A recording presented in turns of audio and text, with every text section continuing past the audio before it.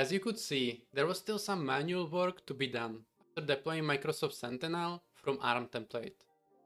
Unfortunately, you will encounter the same problem with other solutions as well. For example, this is a Terraform module to deploy log analytics workspace as well as Microsoft Sentinel. You won't be able to turn on user and entity behaviors analytics.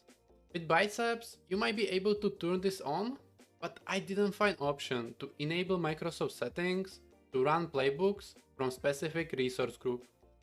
And honestly, I think that's fine. One thing that I didn't mention before are the privileges. To create Microsoft Sentinel, you need to be a contributor on whole subscription. To turn some data connectors, you need to be global administrator or security administrator.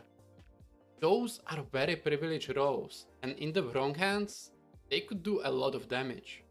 You should always follow the concept of least privilege.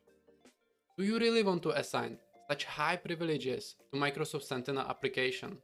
Some settings you will configure once and you are done. It's not like you will be disconnecting and connecting data sources each day.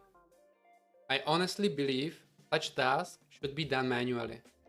I mean, you would want to check your data once you configure your data connectors, right? If the proper tables are populated. So therefore, I don't see it really as an issue.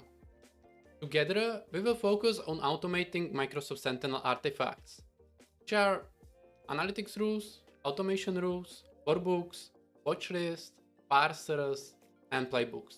To do so, we will take advantage of built-in Microsoft functionality, create a centralized repository, and connect it to Microsoft Sentinel. So stay tuned for that.